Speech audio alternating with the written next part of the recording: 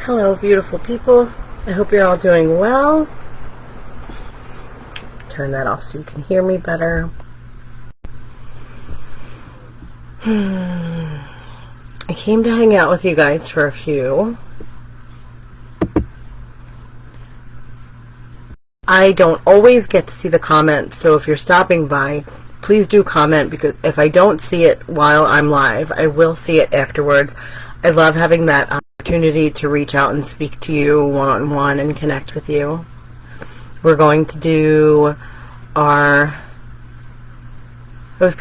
typical reading I try to do them for the 4 phases of the moon, but I definitely do them for the full and new moon. I usually do 2 card readings. Today, I'm doing it a little bit differently. I'm going to do 1 tarot card, and I'm going to do an oracle card from the Angels and Ancestors deck by Kyle Gray. It's my favorite oracle deck. How have you been feeling? Please let me know in the comments. This full moon is a bit of a doozy. It is really setting us up to take a look at the truth of who we are and our alignment to our greater purpose. And so there's a whole lot of astrology going on, and a lot of it is dark, feminine kind of influences and wild feminine influences.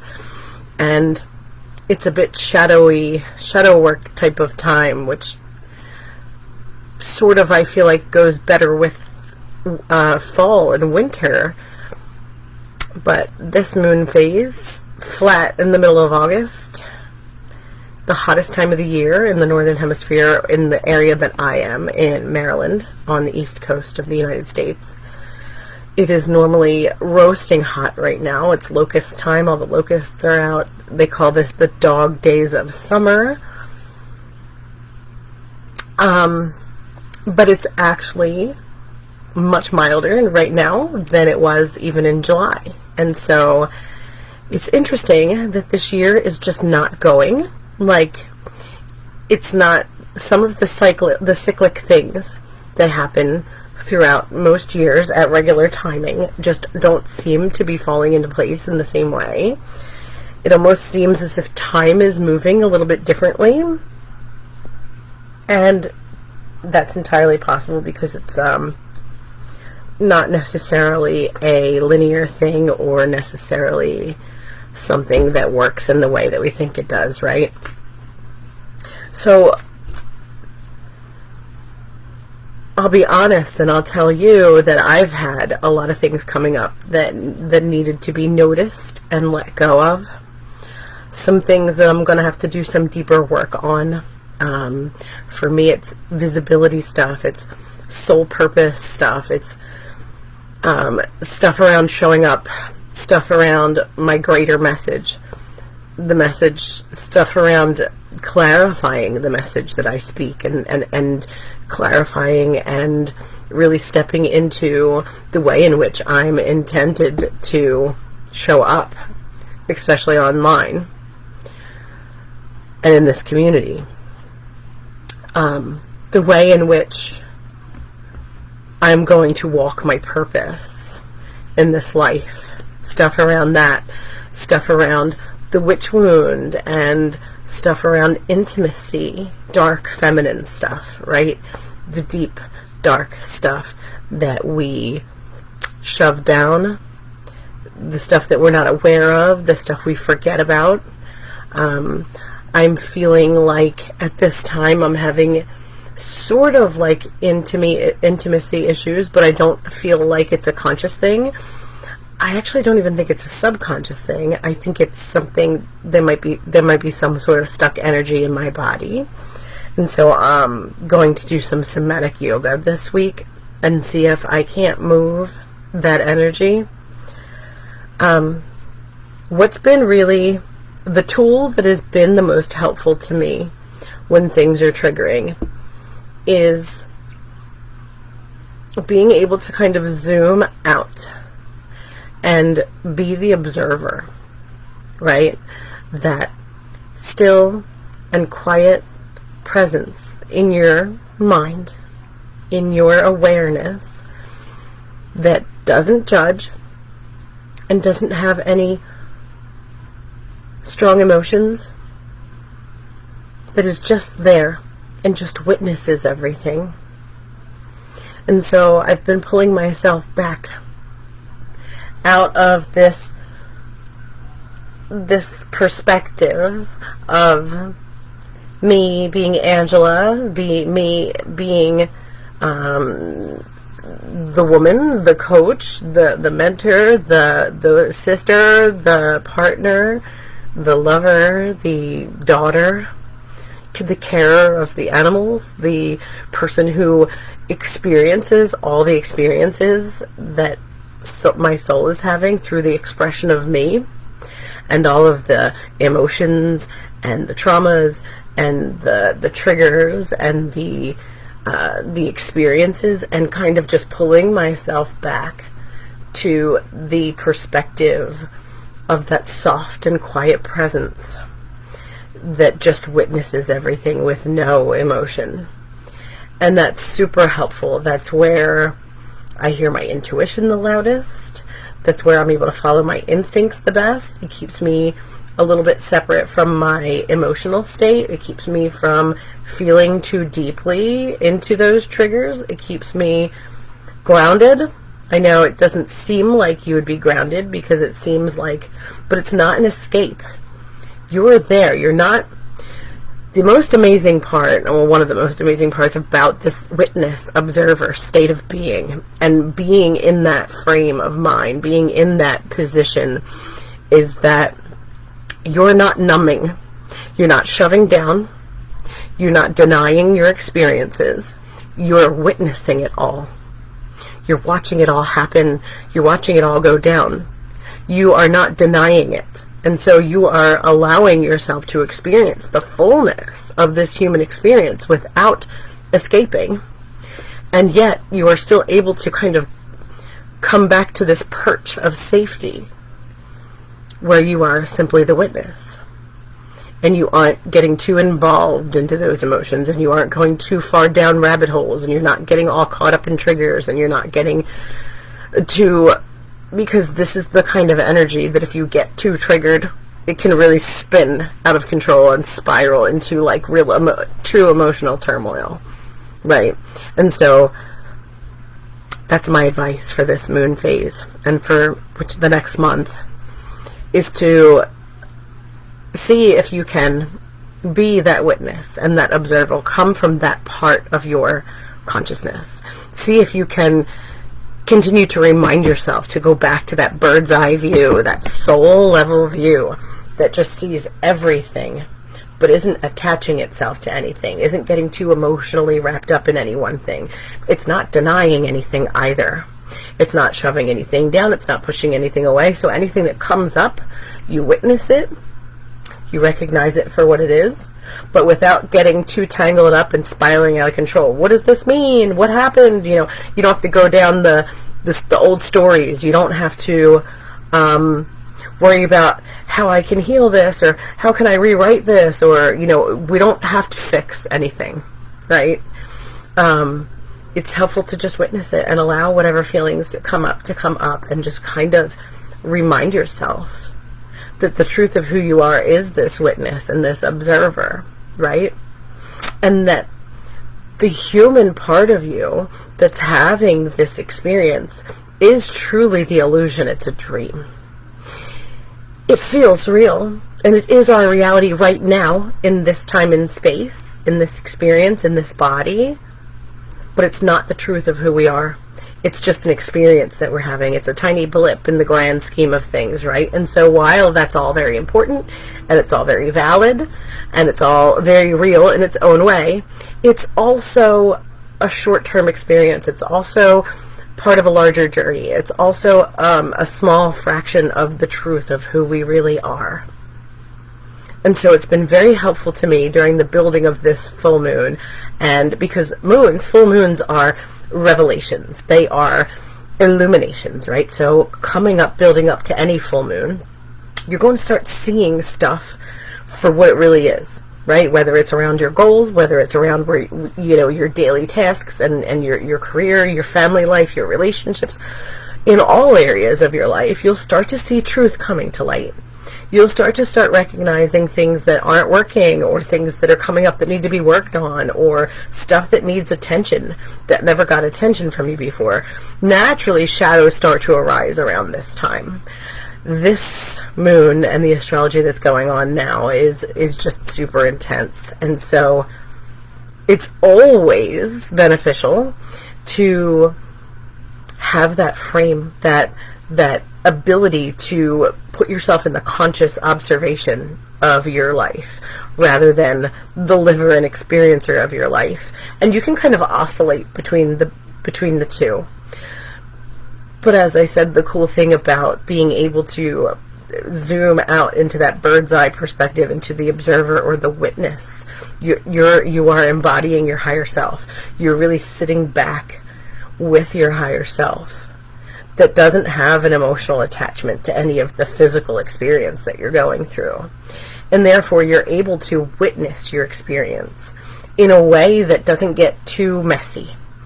And so, last night, I got really triggered.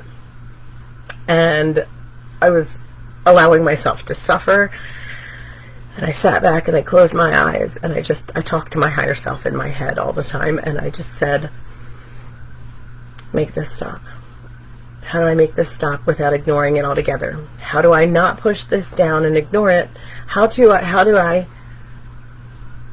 accept it for what it is, but not feel like I'm suffering, not feel this intensity, not play too much into the illusion of it all?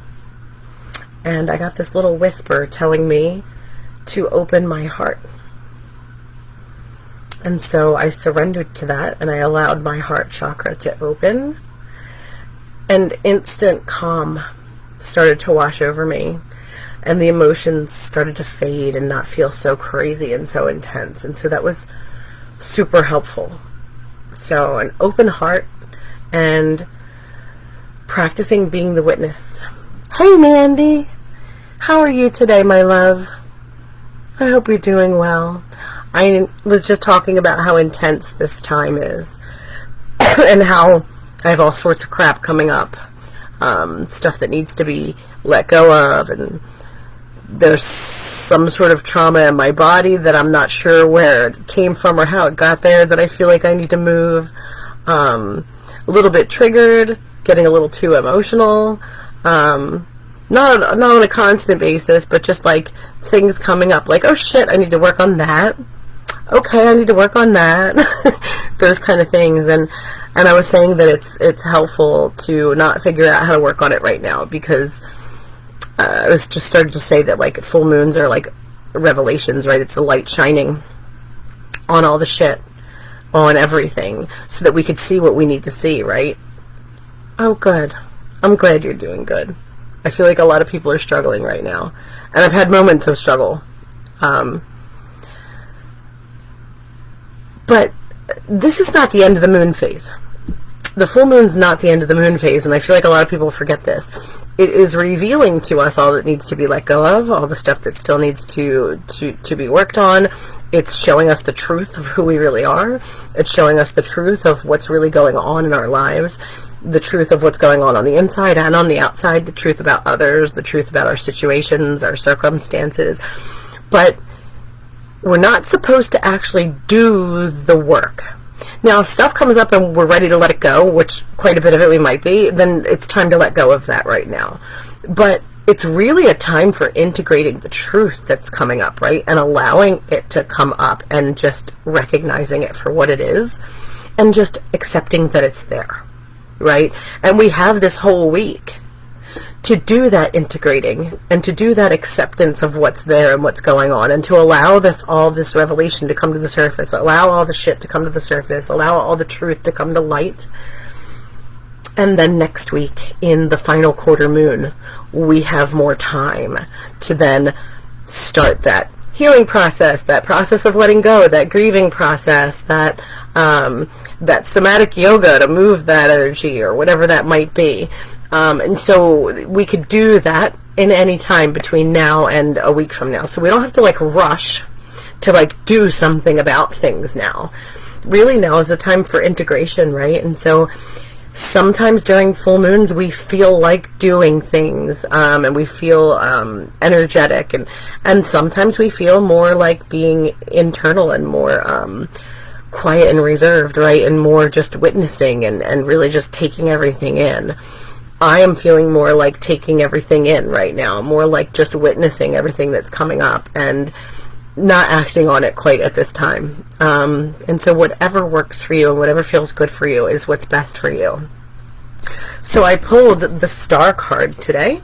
The Star card I pulled on purpose. It didn't just flip out of the deck. I actually went through the deck and found the Star card because, as some of you know, I am working on the path to oneness. It is the Fool's Journey through the major arcanum of the tarot. I'm doing weekly classes inside of a Facebook group where I'm also sharing the hero's journey. I have a workbook that I am with workbook questions that I am also sharing in there as well. And so it's this little journey that we're doing through the major arcana and through the hero's journey, the story of the hero's journey. And this is getting to know yourself on a deeper level, right? And getting to know these archetypes on a deeper level and what they tell us about the human story, about the story of the cosmos, right? So the major arcanum is the macrocosm. It is the greater story. It is the story of universal laws, the story of this universe, how it was created, and how archetypal forces work through it. And they are at play both in the astral, like in astrology, out in space, but also inside of us, right? And so this is the Aquarius card in the major arcanum, the Star card. And I pulled it today because this is an Aquarius full moon, and I thought that it just went really perfectly, this whole idea of, I'll tell you a little bit about the Star card. So when we look at one of the cards in the deck, we look at the card before it and the card after it in order for us to get a full picture of this part of the story. And so this card is acceptance of truth, but it's also about balance. This is actually the true justice card in the deck. At this point in the story, the Tower card came before. So we just got through the lightning striking and destroying everything that wasn't beneficial to our story. Here's the Tower.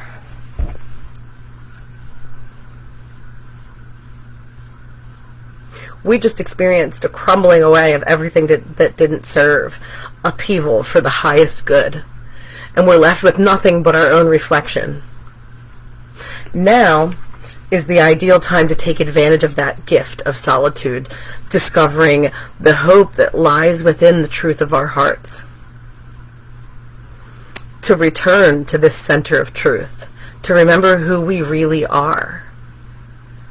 We're all vessels of light, and we're eternally traveling this path of balancing in this realm of duality in which we live, the masculine and feminine within us, the polar opposites in the life of duality that we participate in every day, the good and the bad, right? The beautiful and the ugly, the painful and the pain and the joy. And so this is a rediscovery, it's a recentering, and it's a rediscovery. It reminds us that no matter what is taken from us in life, that our light is embedded safely within, and it can't be removed, it can't be taken from us. And I'm talking about the source creator light, the light of the central sun. This is the light that flows through all beings and everything that lives. And it's pure, it's eternal, it can't be destroyed. So the star shines that light. The light shines through the stars, and like a star, when it's transformed, it turns into a black hole, which continues to expand infinitely. And so, like a star and like light, we can't be destroyed. We might go through a dying process. We might go through those tower moments that lightning strikes and everything burns to the ground. But we will always continue to expand infinitely, even if there's an ending of one cycle and a beginning of another, if there's a death and a rebirth, if there's a letting go and a new beginning. This is a reminder that no matter how many times we fall, we'll only return home again to the light. And despite all the changes of fortune that we come across along this path of life, this light inside remains unaltered and full of the promise of immortal hope. The fact that your soul will never die. And so often in life, the veil between our infinite self that knows everything and our individual self, our fractal self, becomes so thick that it cloaks the light of the heart, that we don't remember, because the preconceived ideas and programming in our egotistical mind, they shout over that quiet voice of intuition, and it pulls us into this downward spiral, into this rabbit hole of this material universe. And this is when the truth begins to manifest as the lightning on the outside. That's when shit starts to happen, where the lightning strikes the tower and it demands our attention, so that we can once again remember to turn inward, to see that our reflection is in this image and that we are that powerful, where we begin to realize that we are one with the almighty force of this lightning, and that we accept that nothing is more important than the return to this truth. So how can we ignore the cry of our own soul, which is heard in the thundering presence of this light? And just as the lightning is returned to the world, so must we return to the light within. So in our darkest moments, we return to ourselves. When we have nothing left, we see what has always been there on the inside, and what we will always have. So with nothing left now, after the lightning strikes the tower, we have that moment where the shit hits the fan and it all comes crumbling down. We discover that there's been hope hidden within our own being all along, and that we can sit with the ruins of our disaster for as long as we need, until those feelings of thoughts of regret and shame and fear just start to dissipate. After all, I mean, we can't see our own reflection in the water until the water finally stills, right? Until after all the ripples stop and we can clearly see ourselves in the reflection.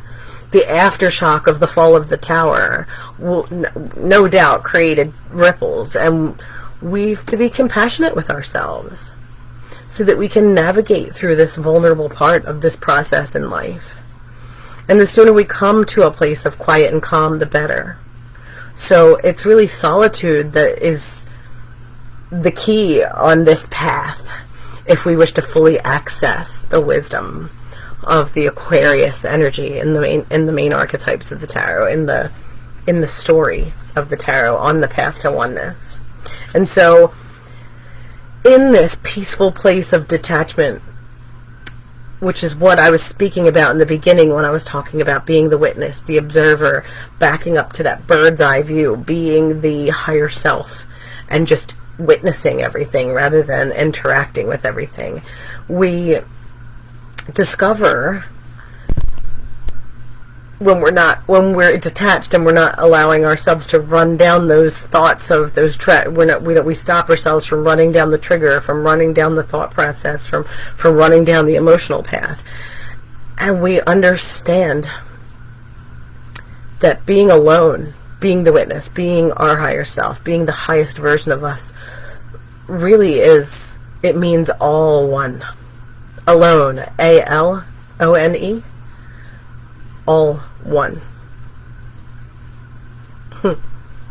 Here we're able to shush that quiet noise of the ego, that loud noise of the ego, I'm sorry, and turn down the volume on all the noise of the outside world. And then when there's nothing left outside to grab our attention, we create the ideal conditions for directing our energies inward. And now we can meditate on our own internal process and tend to the balance of the subconscious mind and the hidden emotions of the heart. All of those things that are coming up to be looked at. And we'll have the emotional fortitude for it because we won't be running down our old stories. We won't be feeling the need to fix anything. I really hope that helped. I really hope that helped someone. I don't know why I just had the urge to just do the Aquarius card in the Major Arcanum, but I feel like that it helped me. I can tell you that much. Later on today, I'm going to be doing recording the lesson on the Empress. That's where we are. So we did the first couple lessons already, but they're in that Facebook group along with the journey through the Hero's Journey workbook, and so there's journaling exercises in there as well. And if anyone would like to join, I am still accepting people that want to come and join. It's either it's $9 a week. I don't remember what the price is. It's for 22 weeks because it's 22 archetypes in the tarot, but you get that Hero's Journey workbook as well. That's extra, and there'll be a bonus in there as well, 2 of them actually.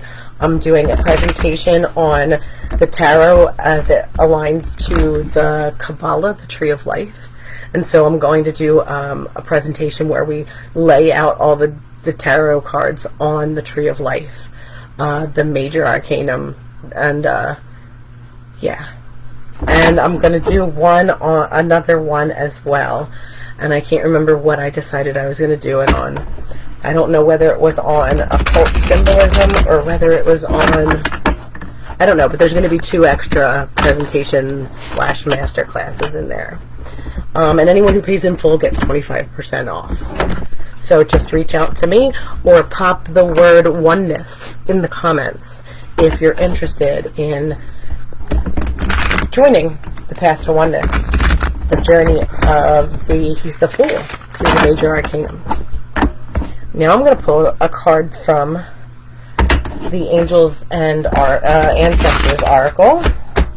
This is my favorite Oracle deck. Let's see, what do we need to hear? Guardians of the 4 corners, Mother in the earth, Father in the sky, angels, ancestors, sacred ones. I call on you and welcome you here now. I set the intention that whatever is gained from the lessons learned from this tool will be dedicated to the growth of all beings in all places.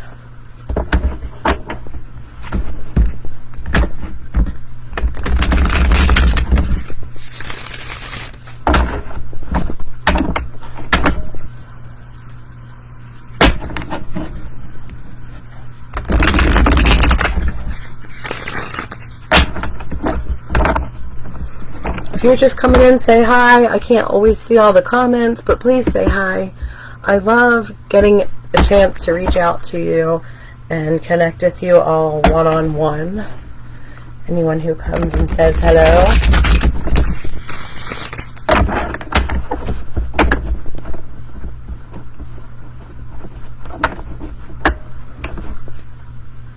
Alright, if one doesn't pop out here, I will cut the deck. I like to see if they pop first. I prefer them to pop. But if I have to, I'll cut the deck and choose one. Sometimes oracle cards are so big I can't work with them in the same way I work with tarot cards. I love shuffling. I taught myself how to shuffle. Alright. What do we need here today? Mountains. Stand your ground.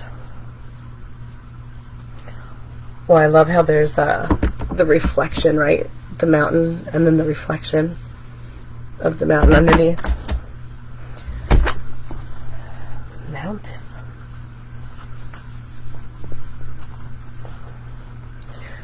What do the mountains have to say? Earth.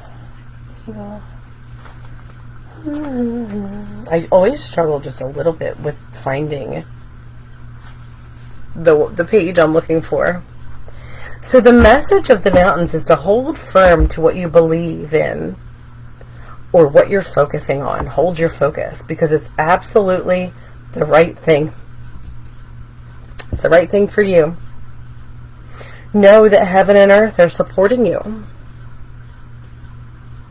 Mountains are strong and wise, and they're rooted deep in the earth, and they reach high into the sky. They have been where they are for thousands of years. They have been home to animals, they've been climbed by humans, and they've seen seasons come and go. No matter what has happened to them, they have remained strong, immovable, and unshakable. And so they offer the spiritual energies of strength and resilience.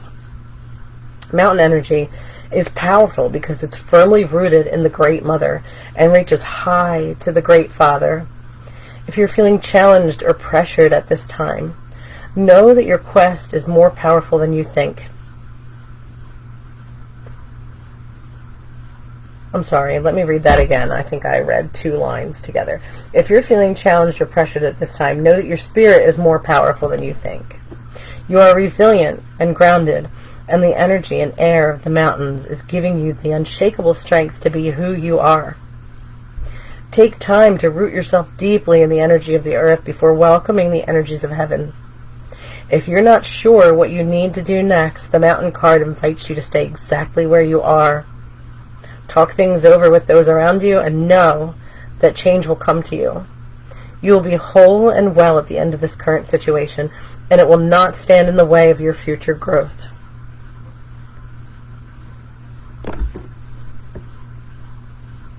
Oh no.